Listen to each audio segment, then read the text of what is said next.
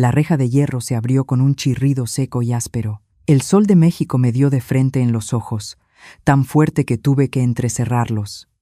En ese instante pensé que por fin iba a oler la libertad, el olor del polvo del camino, el olor del sol, el olor de una vida normal que me habían arrebatado durante 3 años. Pero no, lo que me esperaba afuera no eran unos brazos abiertos. Era un auto de lujo rentado, tan brillante que desentonaba en medio de la calle del pueblo. Algunas personas estaban paradas no muy lejos, con los teléfonos en alto transmitiendo en vivo, murmurando como si esperaran un espectáculo. Un reportero local conocido, con libreta en mano, tenía los ojos encendidos por la promesa de una buena historia. Me llamo Nuria, tengo 55 años. Acababa de cumplir una condena de 3 años de prisión por un delito que, hasta el día de hoy, me aprieta la garganta cada vez que lo recuerdo. Junto al auto estaba Mateo, mi hijo. Su mirada era fría, ajena, como si en esos 3 años yo no hubiera sido su madre, sino un hombre vergonzoso. A su lado, Abril, mi nuera perfectamente maquillada, sostenía un ramo de flores precioso, no para mí, sino para la cámara. Y entonces vi al hombre que llevaba un portafolios, un notario. Mateo habló, con una calma cruel. Mamá, sin dramas, firmas hoy y te vas. En ese mismo segundo entendí algo. Mi libertad no era más que un escenario, y yo era el último papel de la obra. Estoy muy feliz de que estés aquí. Si estás escuchando esta historia, regálame un like, suscríbete al canal y dime, ¿desde dónde estás escuchando mi historia? Quiero saber hasta dónde han llegado nuestras historias. Me quedé ahí, frente al auto reluciente y a esas miradas extrañas, mientras mi mente regresaba a un lugar muy distinto. Un lugar sin cámaras, sin contratos, sin palabras frías como cuchillos. Solo el olor del café de olla, el sonido del viento meciendo suavemente las bugambilias del patio, y una mujer mucho más joven que yo ahora, con las mangas arremangadas, el corazón lleno de preocupación, pero también de esperanza. Yo no fui una mala madre. Si hay algo que me hizo pagar tan caro como hoy, fue haber tenido demasiado miedo de perder a mi hijo. El día que Joaquín Medina se fue, la casita en Puebla quedó extrañamente vacía, no por la ausencia de la voz de un hombre, sino por la falta de esa sensación de no cargar sola con las preocupaciones. Joaquín murió de repente, un infarto al amanecer, cuando yo apenas estaba encendiendo el fogón. La taza de café aún no se enfriaba, y él ya estaba ahí, inmóvil, con un silencio que daba miedo. Mateo era todavía un niño. Se quedó parado detrás de la puerta, con los ojos muy abiertos, sin llorar, mirándome como esperando que yo le dijera que todo iba a estar bien. Y yo lo dije. Siempre fui la que decía que todo iba a estar bien. Desde ese día, fui madre y padre al mismo tiempo. Lavé ropa ajena, cociné por encargo, cosí de noche para juntar dinero y pagarle la escuela a Mateo. Mi cocina siempre estaba caliente, aunque el bolsillo no lo estuviera. Me acostumbré a comer de pie lo que ya estaba frío y dejarle a él lo caliente, a despertar antes del amanecer y a dormir cuando la casa ya estaba en silencio. Nunca reclamé nada en voz alta, pero por dentro guardé cada sacrificio, como si fuera un hilo que mantendría a Mateo atado a mí. Mateo creció en esos brazos. Era bueno, aplicado, obediente. Cada vez que alguien decía, su hijo es muy tranquilo, yo sonreía, pero en el pecho se me abría una sensación extraña, mezcla de orgullo y desasosiego. Tenía miedo de que algún día dejara de necesitarme. Tal vez ese miedo fue lo que me llevó a empezar a decidir por él sin darme cuenta. Yo le elegía la escuela. Le elegía a los amigos que consideraba de buena familia. Incluso le elegía la forma en que debía comportarse. Cuando Mateo quería decidir algo por sí mismo, yo solía decir, yo sé lo que es mejor para ti, y él obedecía. Al principio, por confianza, después, por costumbre.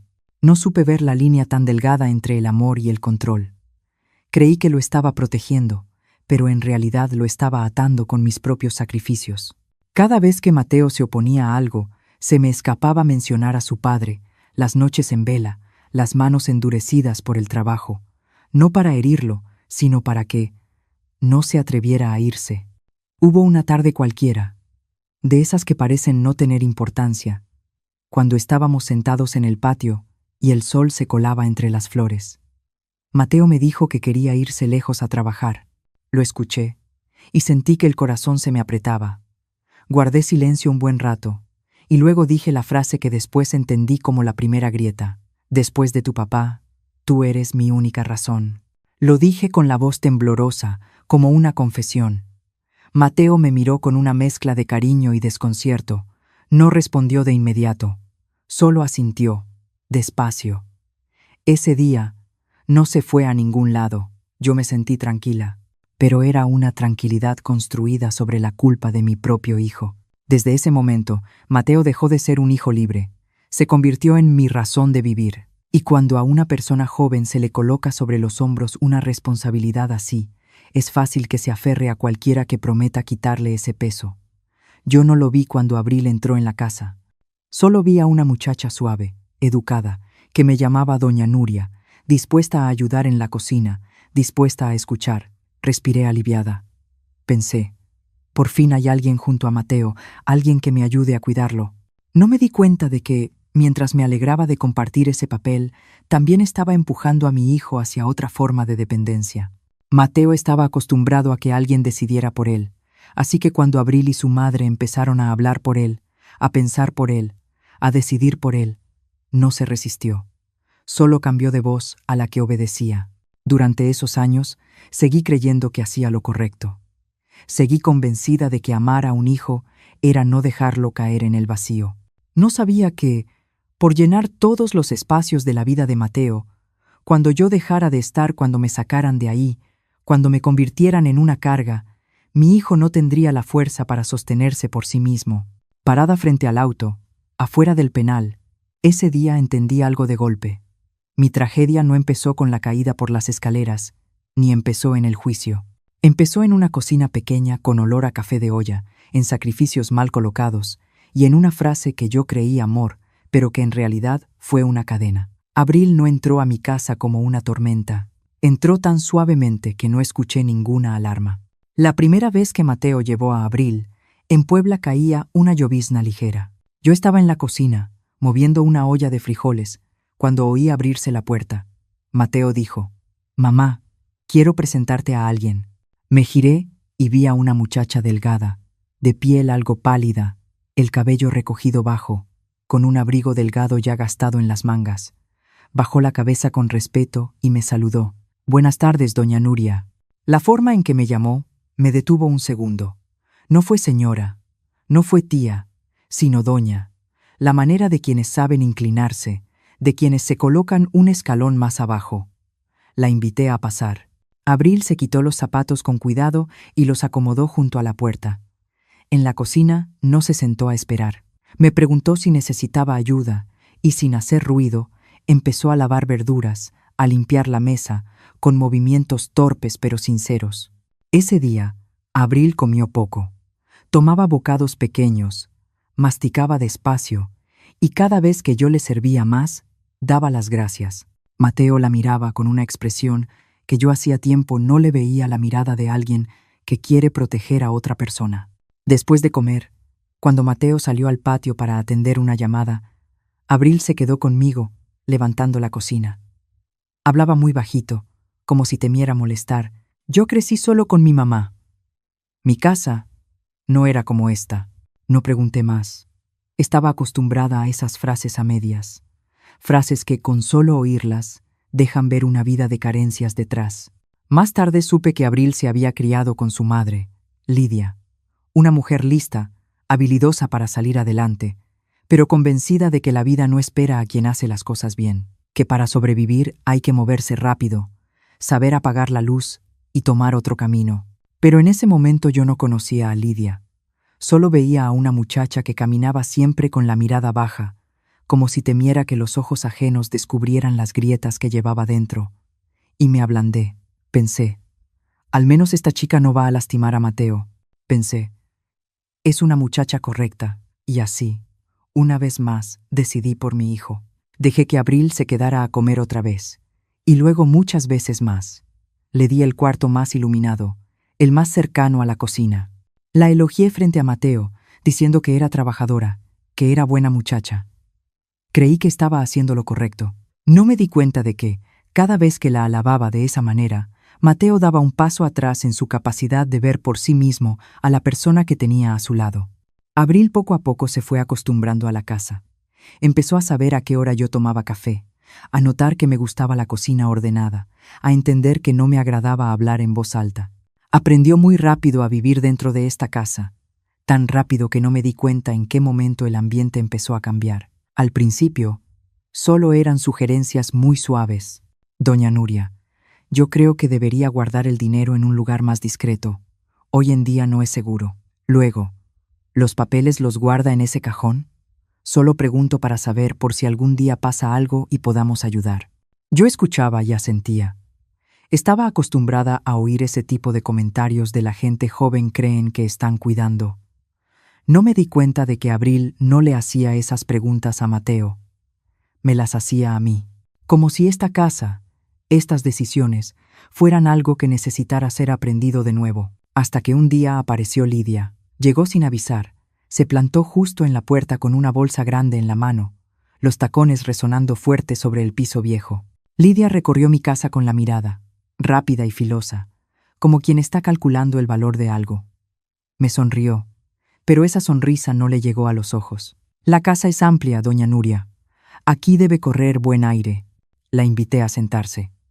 Lidia se acomodó justo en la silla donde Joaquín solía sentarse. Sentí incomodidad, pero no dije nada. Me repetí que no debía ser quisquillosa. Desde ese día, Abril empezó a cambiar muy despacio, pero de forma clara. Ya no me preguntaba si necesitaba ayuda. Comenzó a reorganizar la cocina, diciendo que la forma anterior no era práctica.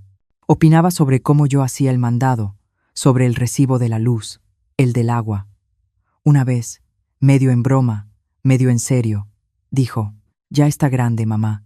Esos asuntos de papel es mejor que los veamos nosotros». Sonreí con rigidez. No me gustó esa frase, pero tampoco la contradije, porque Mateo estaba ahí, callado, no dijo nada, y yo, como siempre, no quise ponerlo en una situación incómoda. Empecé a notar que cada vez que yo decía algo, Abril miraba primero a Mateo, como esperando un asentimiento invisible. Y Mateo, por costumbre desde niño, por estar acostumbrado a obedecer, guardaba silencio. Ese silencio permitía que todo siguiera avanzando. Había noches en que yo me sentaba en el patio, mirando las bugambilias, mientras escuchaba a madre e hija hablar dentro del cuarto. La voz de Lidia era baja y rápida. La de Abril respondía suave pero firme. No alcanzaba a distinguir las palabras, pero sí el ritmo de quienes están acomodando el futuro a su manera. Yo seguía creyendo que tenía la situación bajo control. Pensaba que bastaba con recordarles las cosas, con ser paciente, y todo estaría bien. No entendía que cuando alguien está acostumbrado a vivir por atajos, no espera a que le abran la puerta. Busca cómo colarse. Y mientras yo me tranquilizaba diciéndome que todo eran pequeños roces de una familia nueva, dentro de esa casa los papeles ya empezaban a cambiar. Nadie lo decía en voz alta. Nadie gritaba, pero poco a poco, la autoridad, el respeto y hasta mi lugar, el de la mujer que había levantado esa casa, me estaban siendo retirados, con suavidad, como si arrancaran hilo por hilo de una tela vieja. Esa tarde entré a la cocina más temprano de lo habitual, no porque alguien lo pidiera, ni por una ocasión especial. Simplemente quería prepararle a Mateo un platillo que le gustaba desde niño, cuando era flaco y se sentaba a estudiar junto a la mesa de madera vieja, esperando a que yo lo llamara a comer. Saqué la olla grande, la que solo se usa para recetas que requieren tiempo y paciencia. Tosté chiles secos, molí las especias, removí cucharada tras cucharada como quien revuelve recuerdos. El olor del mole empezó a llenar la cocina, espeso, cálido, familiar. Era el aroma de los días en que la familia todavía estaba completa. Me quedé frente a la estufa, con gotitas de sudor en la frente, pero con el corazón más tranquilo que en días anteriores. Pensé que quizá una comida de verdad podía suavizar el ambiente. Tal vez, con un poco de memoria, Mateo volvería a mirarme como antes. Abril entró a la cocina, cuando el mole hervía suavemente. Se apoyó en el marco de la puerta, con los brazos cruzados, sin decir nada. Yo me volví y sonreí. ¿Ya tienes hambre? En un rato comemos. Estoy haciendo lo que te gusta. Abril no respondió de inmediato. Se acercó a la estufa y se inclinó a mirar la olla. Su mirada no era curiosa ni hambrienta. Era la mirada de alguien que evalúa. Al cabo de un momento, arrugó ligeramente la nariz, como si percibiera algo fuera de lugar. «Este olor es muy pesado», dijo con calma. «Ya casi nadie come cosas tan grasosas». Me quedé quieta. Me sequé las manos en el mandil y procuré mantener la voz suave. A Mateo le ha gustado este platillo desde niño. Comerlo una vez no hace daño. Abril me miró, esta vez de frente. Ya no bajó la cabeza. Ya no habló con dulzura. «Él ya es diferente, doña Nuria. Más vale que se vaya acostumbrando». Esa frase cayó en la cocina como una piedra. Yo todavía no reaccionaba cuando Abril estiró la mano, tomó la olla del mole. Pensé que quería cambiarla de lugar. Incluso me hice a un lado para darle espacio, pero no. Abril giró. Abrió el bote de basura grande junto a la cocina y vació todo el mole dentro, frente a mí. El sonido de la salsa espesa golpeando el fondo del bote fue pesado, como una bofetada sin ruido. Me quedé paralizada. ¿Qué estás haciendo? Escuché mi voz, pero parecía no ser mía. Abril dejó la olla vacía sobre la mesa, se limpió las manos con toda calma y dijo: «Ese platillo ya no va. Mejor tirarlo. Ni una disculpa, ni una duda». Como si fuera lo más natural del mundo. Mateo apareció justo en ese momento. Se quedó parado en la puerta de la cocina, miró el bote de basura, miró la olla vacía y luego me miró a mí. Yo esperé. De verdad esperé una frase. Con una sola me habría bastado. «Mateo», lo llamé, con la voz ligeramente temblorosa. «¿Ves? Cociné para ti».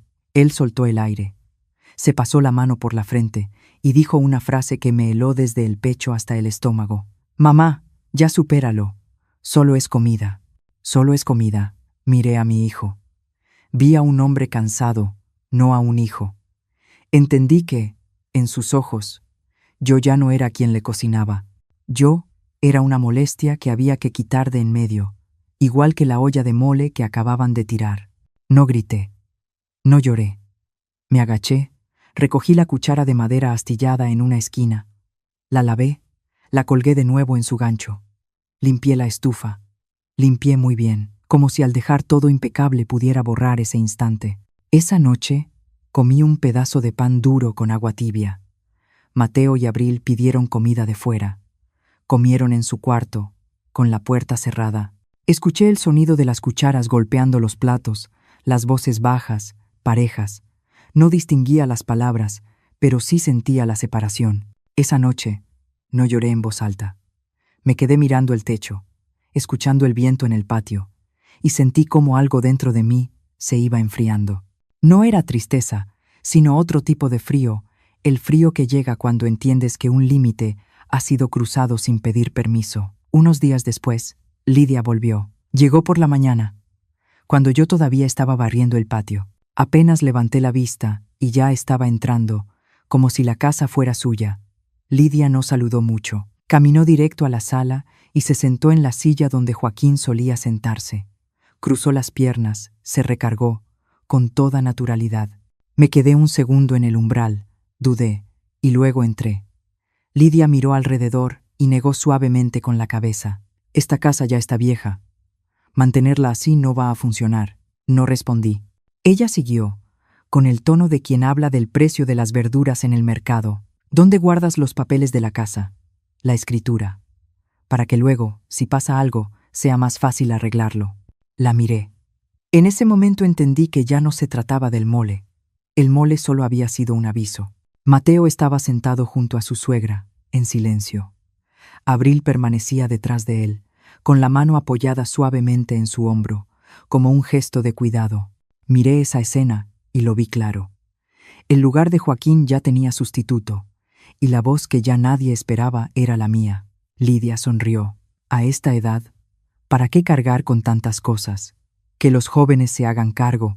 Al escuchar eso, En mi cabeza volvió a sonar el golpe del mole cayendo en el bote de basura aquel día. Entonces comprendí algo que antes no había querido ver. No solo querían cambiar la forma en que yo cocinaba, querían cambiar mi lugar dentro de esta casa. Me senté frente a Lidia. Coloqué las manos sobre las rodillas, muy quieta. Ya no sentía miedo, sentía claridad.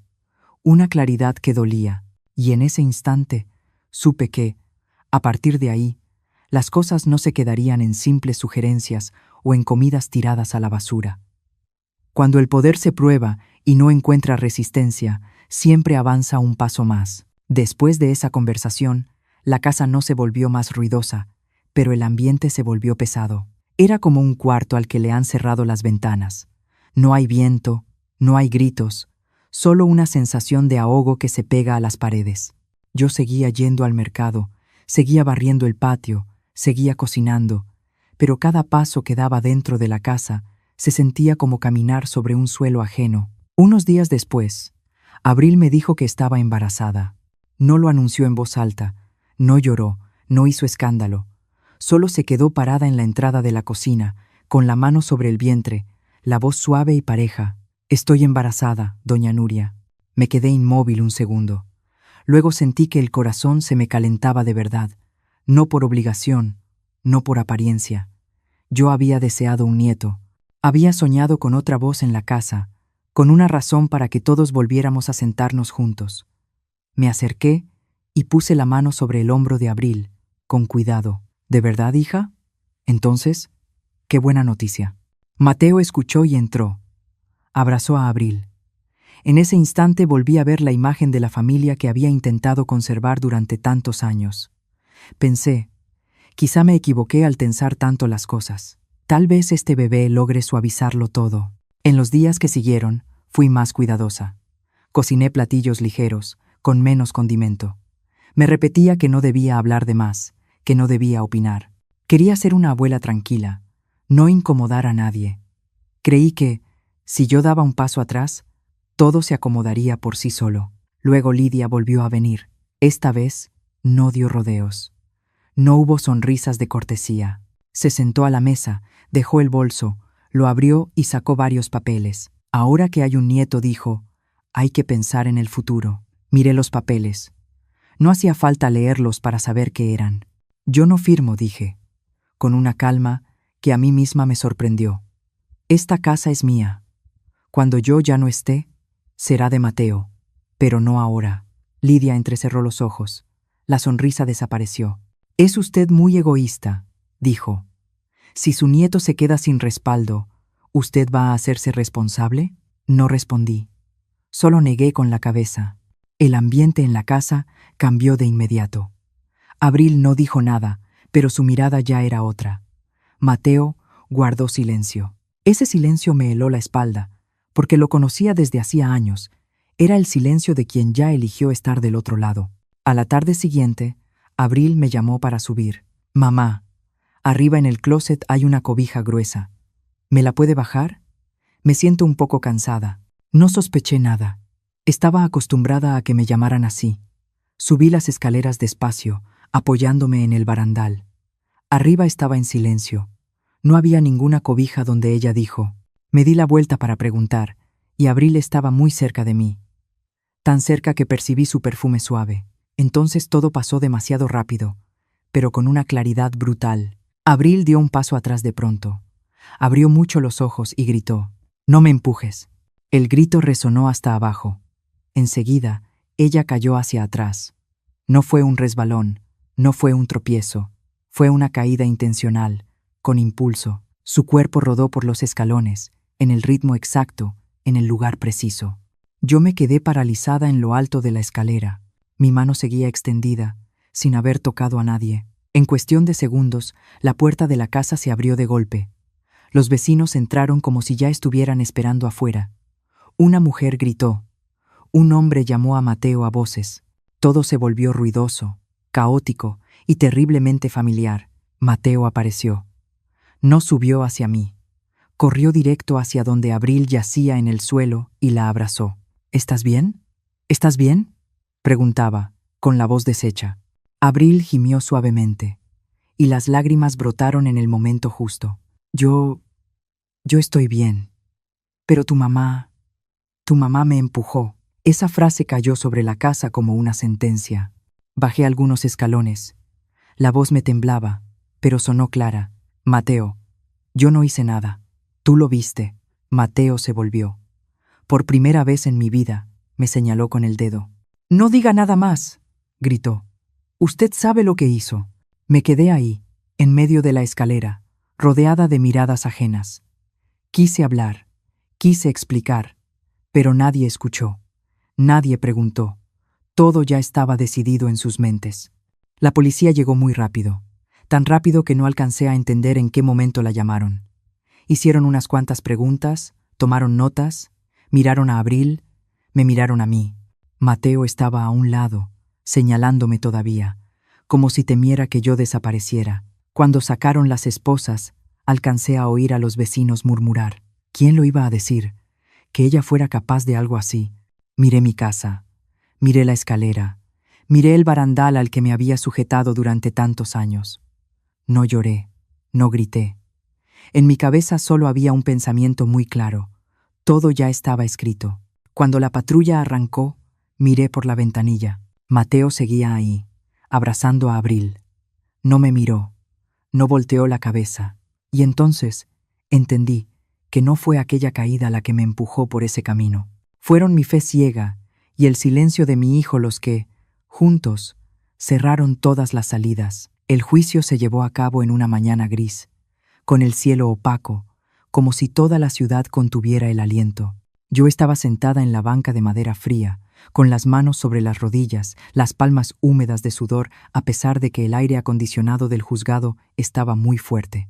Frente a mí, el estrado elevado del juez. A la izquierda, la mesa de los abogados.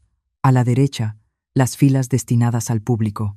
Escuchaba cada silla moverse, cada tos contenida, cada latido de mi propio corazón. Abril estaba sentada no muy lejos de mí. Vestía un vestido claro, el cabello recogido, el rostro lo suficientemente pálido como para parecer frágil. Cada vez que el juez hacía una pregunta, ella temblaba un poco. Respondía con una voz baja y entrecortada, como alguien que acaba de vivir un gran shock. Las lágrimas caían en el momento exacto, ni demasiadas ni pocas. Yo la miraba y lo entendía. Era una actuación ensayada. Lidia estaba sentada detrás de Abril. Llevaba un pañuelo en la mano y se secaba los ojos una y otra vez, suspirando profundo de vez en cuando. Cada vez que el juez miraba hacia su lado, ella asentía, como si estuviera soportando un dolor imposible de expresar. Nadie le preguntó por qué estaba ahí, más de lo que estaría cualquier madre de la nuera. Nadie le preguntó qué había dicho antes. En esa sala, mi silencio pesaba más que cualquier palabra. Cuando llegó mi turno, me puse de pie. Tenía la garganta seca, ardida. Había preparado una explicación, la había ensayado en mi cabeza cientos de veces. Pero al ver a Mateo sentado del otro lado, con la espalda recta y la mirada fija en otro punto, las palabras se me atoraron. Abrí la boca, pero no salió sonido. El juez volvió a preguntar, con paciencia. Traté de inhalar profundo, pero el aire se me quedó atrapado en el pecho. Yo no la empujé. Logré decir una sola frase. La voz me salió delgada y temblorosa. Quise decir más. Quise relatar cada detalle. Quise decir que jamás puse una mano sobre Abril, pero la mirada de Mateo era como un muro. No me miraba. Miraba al frente, como si yo no existiera. Mi abogado dijo algunas palabras. Insistió en que no había pruebas directas, pero cada frase cayó en el vacío. En esa sala, la historia ya se había decidido por emociones, no por la verdad. Luego llamaron a Mateo. Giré la cabeza para mirarlo. Todavía guardaba una esperanza mínima, casi absurda, de que me mirara, de que dijera, mi madre no hizo eso, de que dudara, aunque fuera un segundo. Pero no. Mateo se puso de pie. Se acomodó la camisa y avanzó hasta el centro de la sala. Su voz fue clara, firme. Señoría. Al escuchar esa palabra, sentí que el corazón se me encogía. Esperé lo que seguía. Esperé un pero. Esperé una señal. Pido que aumente la pena. La sala pareció quedarse en silencio. Durante unos segundos no escuché nada. ni el golpe del mazo, ni los murmullos. Solo un vacío enorme, en el que entendí algo que llevaba tiempo negándome a mirar de frente. Mateo continuó hablando. Habló del miedo, del bebé que aún no nacía, de la responsabilidad de la ley. Usó palabras correctas, limpias, medidas. No hubo ni una sola palabra para mí. No hubo mamá. No hubo familia. Solo una mujer peligrosa que debía ser apartada. Miré a mi hijo y lo entendí con claridad. Él no solo creía esa historia, la necesitaba. Necesitaba que yo fuera culpable para poder cortar, para no enfrentar sus propias decisiones. Si yo era condenada, él quedaba libre. Libre de la deuda, libre de la promesa de años atrás, libre de la responsabilidad de estar entre Abril y yo. Ya no sentí enojo. El enojo se fue rápido, dejando en su lugar una tristeza profunda y fría. Entendí que, en ese instante, había perdido a mi hijo antes de perder la libertad. El juez se retiró un momento. Cuando regresó, leyó la sentencia con un tono parejo, como quien lee cifras en un papel. 3 años. Ni demasiado, ni poco. Lo suficiente para hacer envejecer a una mujer como yo. No reaccioné. No lloré. Solo asentí muy despacio, como si ya lo supiera. Cuando los policías se acercaron, me puse de pie y caminé con ellos. No miré atrás. Tenía miedo de que, si lo hacía una vez más, me derrumbaría ahí mismo. Al salir de la sala, escuché el sollozo de Abril, la voz de Lidia llamando a su hija, el ruido de las sillas moviéndose. No escuché a Mateo llamarme, y supe que desde ese momento mi camino había tomado otra dirección.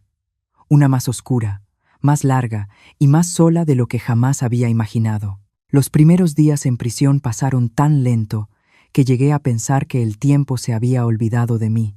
No fue por los barrotes, ni por las puertas que se cerraban de golpe cada noche, sino porque empecé a verme a mí misma con una claridad brutal. Ahí no había cocina, no había patio, no había tareas para huir de los pensamientos, solo paredes grises y horas de silencio que asfixiaban. Me llamaban por otro nombre. No Nuria, no Doña. Un apodo corto, duro, suficiente para recordarme que había sido colocada en otro compartimento de la vida. Al principio, cada vez que lo escuchaba, quería reaccionar, quería corregir. Después, dejé de hacerlo. Aprendí a no responder, a no mirar de frente, a no explicar. Ahí, explicar es un lujo. Observé. Observé cómo sobrevivían las otras mujeres. Algunas hablaban sin parar, repetían su historia una y otra vez, como forma de aferrarse a su identidad. Otras guardaban un silencio absoluto, como si al no abrir la boca pudieran evitar enfrentarse a lo ocurrido. Yo me quedé en medio. Hablaba cuando era necesario, pero la mayor parte del tiempo escuchaba. Escuchaba las voces, los pasos, incluso los suspiros en la noche. De vez en cuando, Mateo y Abril iban a visitarme. No iban con frecuencia, no tanto como para llamar abandono, pero tampoco lo suficiente como para llamarlo cuidado. Cada vez llevaban una bolsita, algunas manzanas blandas, unas cuantas naranjas golpeadas en un costado. Yo las recibía y decía gracias, aunque la garganta siempre la tenía seca. Se sentaban frente a mí, separados por el vidrio. Mateo decía las mismas frases de siempre. Preguntaba por mi salud. Preguntaba si necesitaba algo. Preguntas que no esperaban una respuesta verdadera. Abril era distinta. Siempre llevaba consigo un montón de hojas delgadas. Siempre. Esperaba a que Mateo guardara silencio y entonces deslizaba los papeles hacia mí por la ranura, bajando la voz. Solo es para facilitar las cosas, doña Nuria. Firme, para que nosotros nos hagamos cargo de usted. Yo miraba esas hojas, miraba las líneas que alguna vez creí inofensivas. Mateo bajaba la cabeza y decía, con la voz apagada, «Firma, mamá, por favor». Hubo momentos en que estuve a punto de firmar. No porque les creyera, sino porque estaba cansada. Cansada de resistir, cansada de aferrarme a algo que afuera ya no podía tocar. Pero cada vez que eso pasaba, en mi mente aparecía la imagen de la cocina vieja, la silla de Joaquín y la olla de mole vaciada en el bote de basura. Empujaba los papeles de regreso, decía que no, sin alzar la voz, sin enojo, simplemente no. Después de esas visitas, casi siempre pasaba la noche sin dormir. No por extrañar a mi hijo, sino por las preguntas que no me dejaban en paz. Empecé a recordar cosas muy antiguas, cosas que durante años había dado por sentadas. Recordé el día en que murió Joaquín. Ese día, Mateo era muy joven. Miré a mi hijo, vi la confusión en sus ojos y le dije palabras que entonces creí necesarias. Le dije que a partir de ese momento tenía que ser fuerte, que tenía que ocupar el lugar de su padre, que tenía que ser mi apoyo. No le pregunté si estaba listo. No pensé que un niño también necesita apoyarse en alguien. Recordé las veces que Mateo quiso irse lejos, probar algo nuevo, y yo mencioné a su padre. Recordé cómo le hablaba de todo lo que yo había hecho, de todo lo que había soportado. Creí que así lo mantenía cerca. No me di cuenta de que, cada vez, colocaba una piedra más sobre sus hombros. En prisión, nadie me exigió mirar atrás, pero el silencio me obligó a hacerlo. Entendí que amé de la única forma que sabía, pero no de la forma que mi hijo necesitaba. Usé el amor para retener, para atar, para crear un vínculo que yo llamé familia, pero en realidad era mi miedo a la soledad, miedo a ser abandonada, miedo a que nadie me llamara ya su razón de vivir. Hubo noches en que me quedé mirando el techo, escuchando la respiración constante de las demás, y me pregunté, si no hubiera dicho aquella frase, si hubiera dejado a Mateo ser más libre, ¿habría creído tan fácilmente la historia de Abril? ¿Habría necesitado que yo fuera culpable para sentirse en paz?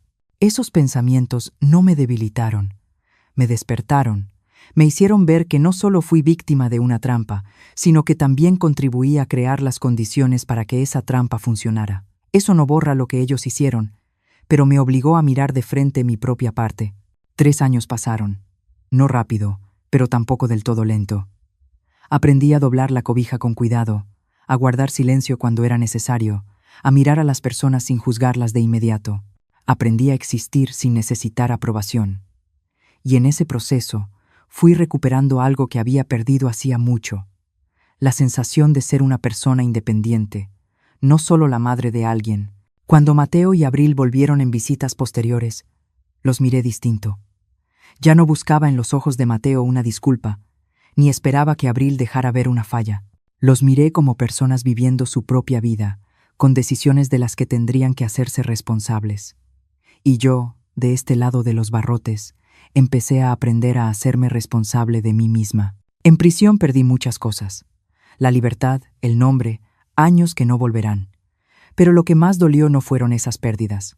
Lo que más dolió fue una verdad que ya no pude negar. Amé a mi hijo más desde el miedo que desde la confianza. Y tuvieron que pasar 3 años en un lugar donde nadie me llamaba por mi nombre verdadero para que me atreviera a aceptarlo conmigo misma.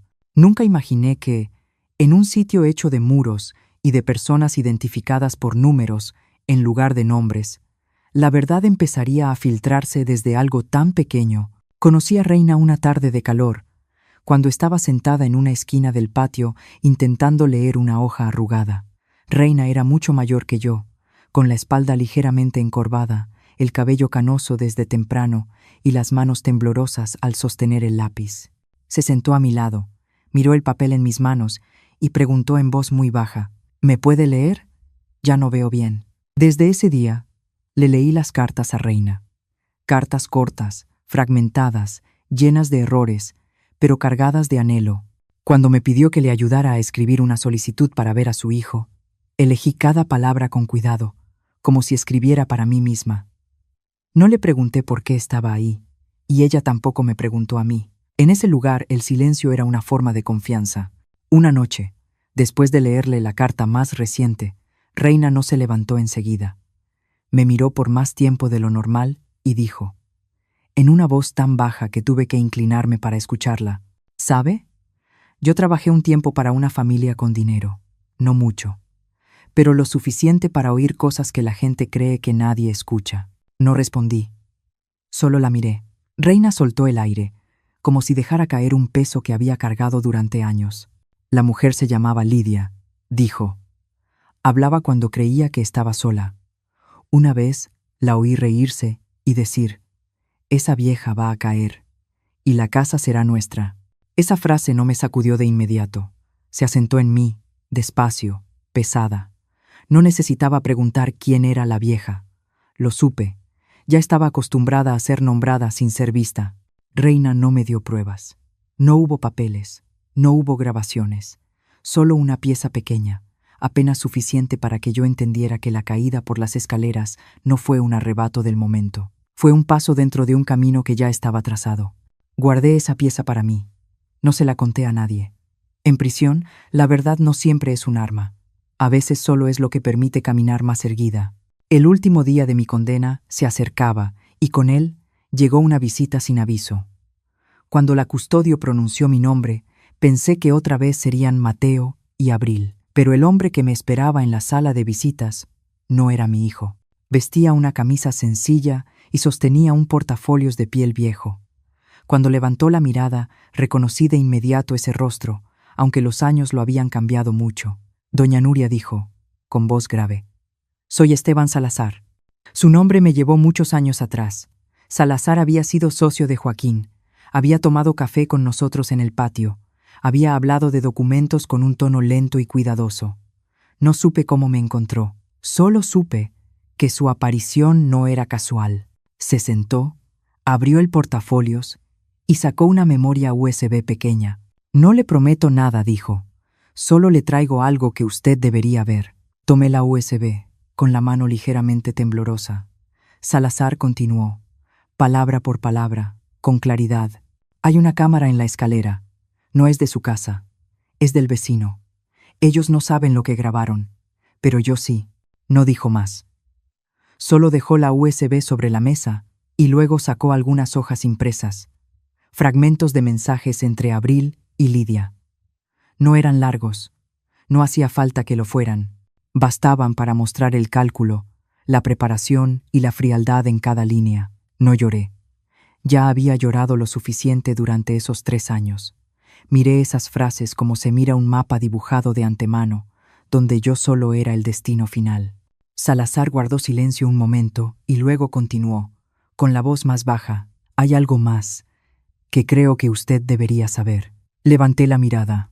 «Hace muchos años, cuando usted estuvo enferma, firmó un poder a favor de Mateo», dijo. «Ese documento no es ilegal, pero es más amplio de lo que usted imagina». Esa frase me dejó inmóvil. Recordé con nitidez ese día. Yo estaba en la cama, cansada, con la cabeza dando vueltas. Mateo estaba a mi lado y dijo que era solo para facilitar los trámites, para que yo no me preocupara. Firmé. No leí con cuidado. Confié en mi hijo. Ese documento continuó. Salazar fue la rendija que les permitió mover cuentas, cambiar accesos, aislarla de todo lo que estaba afuera. No todo es ilegal, pero sí lo suficiente para dejarla sin voz. Cerré los ojos. No por dolor, sino porque otra verdad acababa de aparecer, clara e imposible de negar. Yo había entregado ese cuchillo, no por ingenuidad, sino porque amé desde el miedo. Miedo a perder a mi hijo, miedo a quedarme sin nadie a mi lado. Y desde ese miedo puse toda mi confianza en una firma. Salazar no intentó consolarme, solo me miró, como alguien que entiende que hay verdades que no necesitan consuelo, solo ser enfrentadas. Cuando se fue, me quedé sentada sola durante mucho tiempo. En mi mente convivían 2 verdades. 1. Me tendieron una trampa. 2. Yo abrí la puerta para que esa trampa entrara. Ninguna borraba a la otra. Ahí estaban, obligándome a aceptar ambas. Esa noche me encontré con Reina en el patio.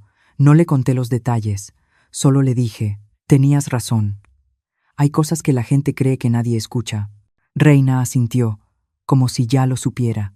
La miré y luego miré el cielo que se oscurecía detrás de los barrotes. Por primera vez en mucho tiempo, dejé de verme solo como víctima de las circunstancias. Me vi como alguien que había cometido errores y que por lo mismo también podía corregirlos si lograba no volver a amar de la misma manera.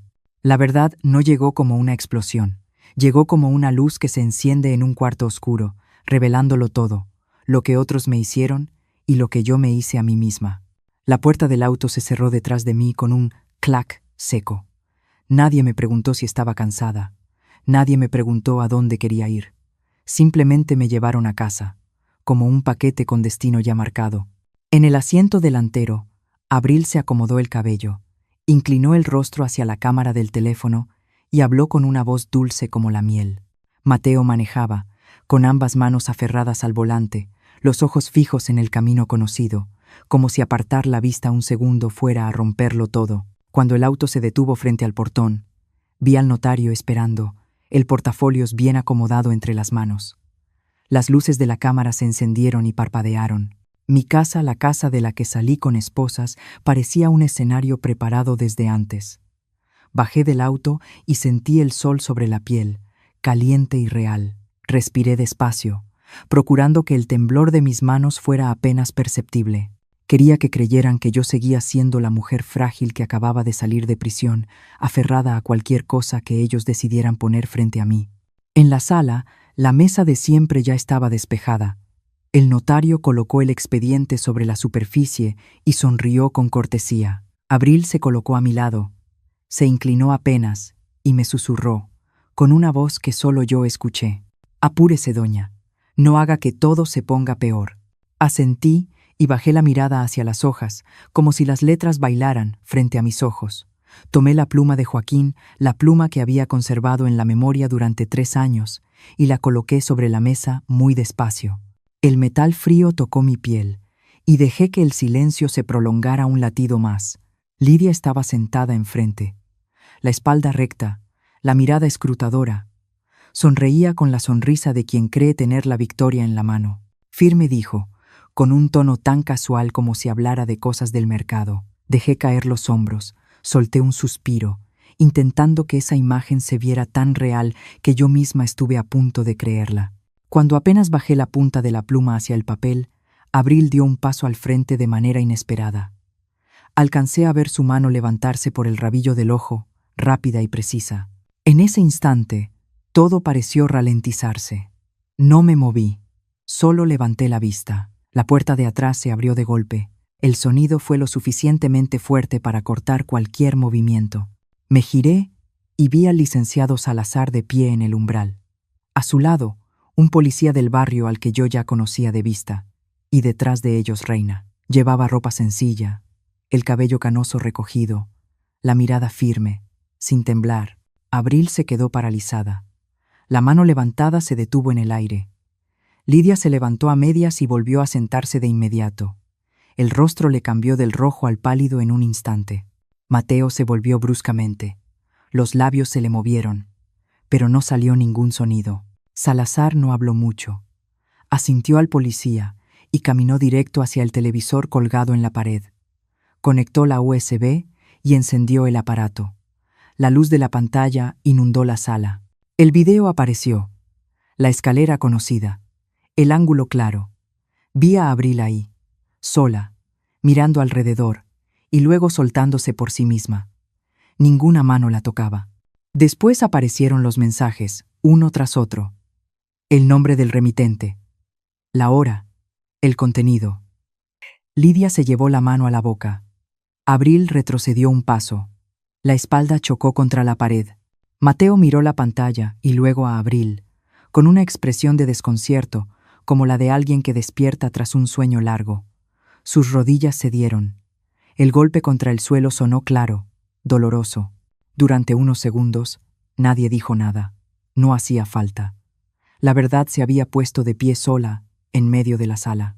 Entonces Abril rompió a llorar. No era el llanto para la cámara. Sus hombros temblaban.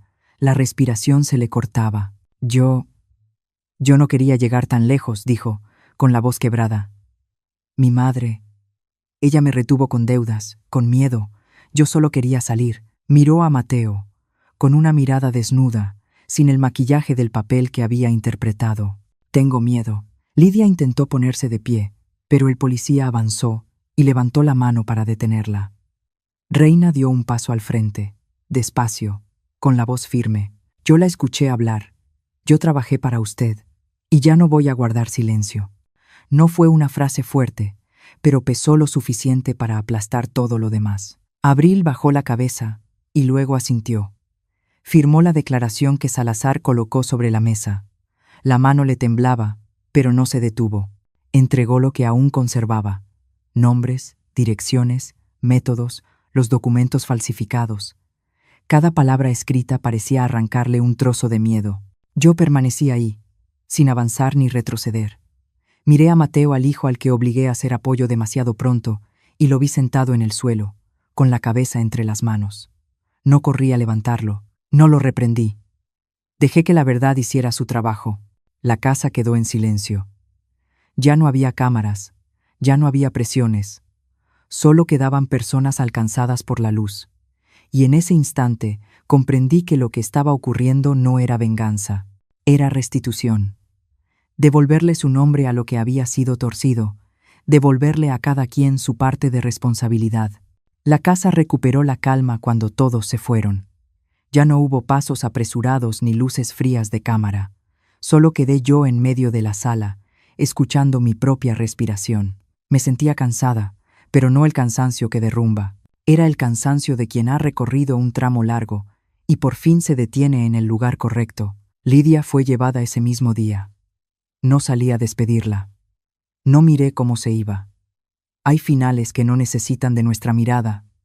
Para cerrarse, Abril se quedó un rato más, sentada en una silla, con las manos entrelazadas, como si temiera deshacerse. No me miró. Cuando el policía habló de cooperación, de terapia obligatoria, Abril solo asintió. Al levantarse, se detuvo frente a mí y dijo muy bajo: «Perdón». No respondí de inmediato. Solo la miré, no para perdonar ni para reprochar, solo para mirar a una persona a la que por fin se le había revelado su miedo verdadero. Mateo fue quien se quedó por más tiempo. Cuando todo terminó, se arrodilló frente a mí, sin dramatismo, sin escándalo. Bajó la cabeza. Los hombros le temblaban. Vi sus lágrimas caer al suelo, una a una. Yo también lloré. Lloré por los años que se habían ido, por el hijo al que abracé demasiado fuerte, por la mujer que fui. Pero cuando Mateo levantó la mirada, con los ojos enrojecidos, supe que ya no podía actuar como antes. «Te perdono, hijo», dije, con la voz áspera. Pero las puertas no se abren con lágrimas, se abren con hechos. Mateo abrió la boca para decir algo y luego guardó silencio. Lo entendió. O, al menos, supo que ya no tenía derecho a exigir. No lo expulsé de mi vida, pero tampoco le permití volver a lo de antes. Le escribí la dirección de un taller de carpintería en las afueras de la ciudad, donde había escuchado que necesitaban gente. Fui clara: que fuera solo, que pidiera trabajo, que trabajara. No habría dinero mío, no habría un cuarto esperándolo. Mateo tomó el papel. Le temblaba la mano, pero asintió. Por primera vez, en mucho tiempo, lo vi erguido. En los días siguientes, rehice los trámites de la casa. Todo quedó a mi nombre.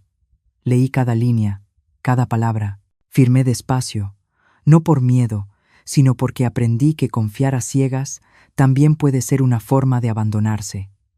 Ya no me sacrifico como antes. Ya no uso mi dolor como condición para amar. Hay noches en que me siento sola en la cocina, el aroma del café de olla flotando suave, y pienso en Joaquín.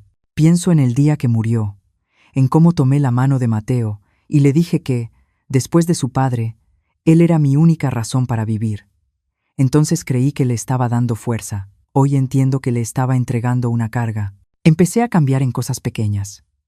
Me uní a un grupo de mujeres en la parroquia, donde mujeres como yo se sientan juntas y hablan de pérdidas, de miedos, de aprender a envejecer sin borrarse a una misma.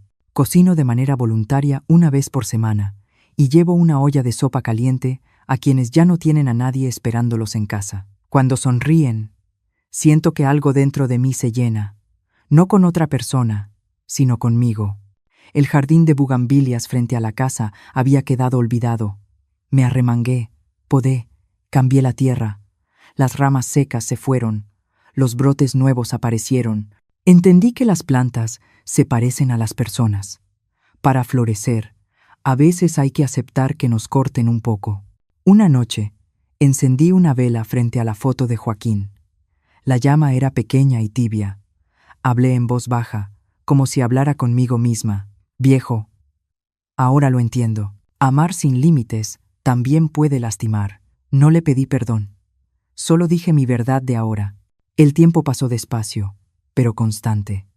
Supe que Mateo trabajaba con regularidad, con las manos ásperas y la espalda cansada. No llamaba para pedir dinero. A veces quise llamarlo, preguntarle cómo comía, cómo estaba, pero me detuve. Aprendí a dejar que la distancia haga su parte. Y una tarde, mientras regaba las plantas, tocaron a la puerta. Abrí y vi a Mateo ahí. Estaba más delgado, la piel curtida por el sol. No traía nada más que una mochila pequeña. Mamá dijo, con la voz baja, «No vengo a pedir dinero, no vengo a pedir la casa. Solo quisiera sentarme a comer un plato de caldo. Si me lo permites». Lo miré largo rato. Miré cómo estaba de pie, cómo esperaba, sin avanzar, sin suplicar. Abrí la puerta un poco más, sin prisa, no por debilidad, sino porque vi que, esta vez, había llegado de verdad con sus propios pies. A veces pienso que las historias no se cierran cuando todo se aclara, sino cuando una aprende a mirarse sin culpa y a seguir adelante con dignidad. Si llegaste hasta aquí, gracias de corazón por escucharme y caminar conmigo este tramo tan íntimo de mi vida. Si esta historia resonó contigo, te invito con cariño a darle like, seguir el canal y suscribirte para no perderte los próximos relatos. Cuéntame en los comentarios, ¿desde dónde estás viendo esta historia? ¿Has vivido algo parecido en tu familia? Aquí seguimos compartiendo, recordando y sanando, juntos.